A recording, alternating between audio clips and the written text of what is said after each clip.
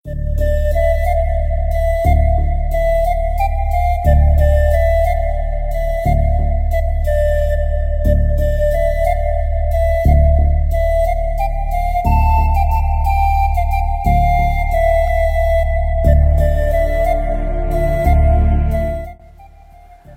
ಬಂಧುಗಳಿಗೆ ನನ್ನ ನಮಸ್ಕಾರಗಳು. ನನ್ನ ಹೆಸರು ಶಿವಲಿಂಗಯ್ಯ. ಇವತ್ತೇನೈತ್ರಿ ನಾವು ರೈತರ ಕಡೆ ಬಂದೇವ್ರಿ. ಅದನ್ನ ಅವರು ಹೈಡ್ರೋಫೋನಿಕ್ ಹುಲ್ ಬೇಸೋ ಮಷಿನ್ ತಗೊಂಡಿದ್ರು. ಅವ್ರ ಜೋಡಿ ಮಾತಾಡೋಣ ಬನ್ನಿ. ನಮಸ್ಕಾರ ರೀ ಸರ್.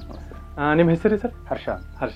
ಸರಿ ಸರ್, ಇದು ಮಷಿನ್ ನೀವು ಅಂದ್ರೆ ನೀವು ಎಲ್ಲಿ ನೋಡಿದ್ರಿ ಸರ್ ಇದನ್ನ? ನಿಮ್ಗೆ ಹೆಂಗ್ ಗೊತ್ತಾತ್ರಿ ಇದನ್ನ? ಫೇಸ್ಬುಕ್ನಾಗ ನೋಡಿದ್ವಿ ನಾವು. ಹ್ಞೂ ರೀ, ಫೇಸ್ಬುಕ್ನಾಗ ನೋಡಿದ್ವಿ. ಅದಕ್ಕಿಂತ ಮೊದಲು ಬೇರೆ ನೋಡಿದ್ವಿ. ಹ್ಞೂ ರೀ. ಇದು ಸೋಲಾರ್ ಪ್ರೊವೈಡ್ ಮಾಡೋದ್ರಿಂದ ಇದನ್ನ ಆಫ್ ಮಾಡಿದ್ವಿ ಅಷ್ಟೇ. ಓಕೆ. ಅವು ಉಳ್ಕಿದ್ ಕರೆಂಟ್ ಮೇಲಿದ್ದು ನಮಗೆ ಇಲ್ಲಿ ಕರೆಂಟ್ ಇಂದ ಒಂದ್ ಸ್ವಲ್ಪ ಸಮಸ್ಯೆ ಐತೆ ಊರಾಗದು. ಹ್ಞೂ ರೀ. ತೋಟದ ಲೈನ್ ಅದು ಅಷ್ಟು ಕರೆಕ್ಟ್ ಬರೋಬ್ಬರಿ ಬರಂಗಿಲ್ಲ.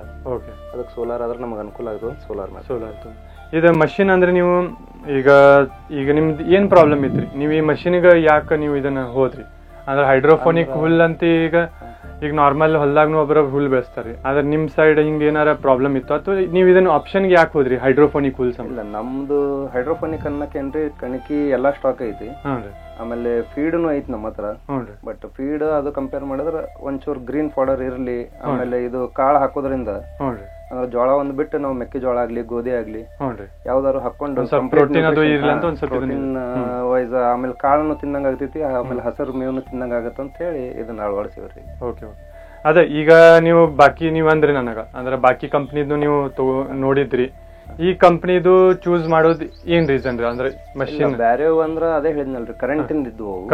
ಆಮೇಲೆ ಇದ್ರ ಮೇನ್ ನಮಗ್ ಸೋಲಾರ್ದೇ ನೋಡಾಕತ್ತಿದ್ದೆ ನಾ ಆಕ್ಚುಲಿ. ಸೊ ಸೋಲಾರ್ ಆಪ್ಷನ್ ಇದ್ದಿದ್ದರಿಂದ ಆಮೇಲೆ ಇದು GI ಪೈಪ್ ಕೊಟ್ಟಿದ್ರಿಂದ ನಾವು ಬೇಕಂದ್ರೆ ಮ್ಯಾಲ ಕಾಲಿಟ್ಟು ಇದು ಮಾಡಬಹುದು. PVC ಮೇಲೆ ಆದ್ರೆ ಒಂದ್ ಸ್ವಲ್ಪ ಅದು ಡೌಟ್ ಬಂತು, ಅದಕ್ಕಾಗಿ ಇದನ್ನ ಅಳವಡಿಸಿದ್ವಿ. Okay okay. ಈಗ ಎಷ್ಟು ದಿನ ಆತ್ರಿ ಸರ್ ನೀವು ಇದನ್ನ ಯೂಸ್ ಮಾಡಿ? ಆಲ್ಮೋಸ್ಟ್ 2 months ಮೇಲೆ ಆಯ್ತು. 2 months ಮೇಲೆ ಆಯ್ತು. ಅಂದ್ರೆ ಎಲ್ಲಾ ರೆಗ್ಯುಲರ್ ಯೂಸ್ ಮಾಡತ್ತೀರಿ? ರೆಗ್ಯುಲರ್ ಯೂಸ್ ಮಾಡಿ. ಈಗ ಎಷ್ಟು ಹಸುಗಳು ಅದಾವ್ರಿ ಸರ್ ನಿಮ್ ಕಡೆ? ನಮ್ದು ಟೋಟಲ್ 6 ದನ ಅದಾವ್ರಿ. 6 ದನ ಅದಾವ. ಓಕೆ. ಕರುಗಳು ಅದಾವ್ರಿ? 2 ಕರ ಅದಾವ್ರಿ. ದೊಡ್ಡ 3 ಆಕಳ ಅದಾವು. ಒಂದು ಮೇಕೆ. ಈಗ ಸದ್ಯಕ್ಕೆ ಇದನ್ನ ಹೈಡ್ರೋಫೋನಿಕ್ ಹುಲ್ ಎದಕ್ಕ ಅಂದ್ರೆ ಆಕಳಿ ಹಾಕಿ ಅಷ್ಟು ಪ್ರೊಫೆಷನ್ ಆಗಿ ಸುಮ್ನೆ ಅಟ್ಲೀಸ್ಟ್ ಸ್ವಲ್ಪ ಇರ್ಲಿ ಅಂತ ಹೇಳಿ. ಓಕೆ. ಈಗ ಅಂದ್ರೆ ದಿನಕ್ಕೆ ಇದು 24 ಟ್ರೇ ಐತ್ರಿ. ಇದಕ್ಕೆ 3 ಟ್ರೇ ಬರ್ತೀವಿ. 3 ಟ್ರೇ ನೀವು ಹಾಕಿ ಬಿಡ್ತೀವಿ. ಈಗ ಇದಕ್ಕ ನಿಮ್ಗ ಯೂಸ್ ಈಗ 2 ತಿಂಗಳಕ್ಕಿಂತ ನೀವು ಹೆಚ್ಚು ಇದನ್ನ ಯೂಸ್ ಮಾಡ್ರಿ. ಇದಕ್ ನಿಮ್ಗೆ ಚಾಲೆಂಜ್ ಏನ್ ಬಂತ್ರಿ? ಅಂದ್ರೆ ಇದ್ರೊಳಗೆ ಏನ್ ಪ್ರಾಬ್ಲಮ್ ಬಂತು ಅಥವಾ ಏನ್? ಕಾಳಿಂದು ಬಾಳ ಪ್ರಾಬ್ಲಮ್ ಐತ್ರಿ. ನೀವು ಕ್ಲೇಮ್ ಮಾಡೋ ಪ್ರಕಾರ 8 ದಿವಸಕ್ಕೆ ನಮಗ್ ಮೇವು ಬರ್ಲಿಲ್ರಿ. ಅದು ಹ್ಞೂ. ಕಾಳದು ಮೇಜರ್ ಫಾಲ್ಟ್ ಇತ್ತು.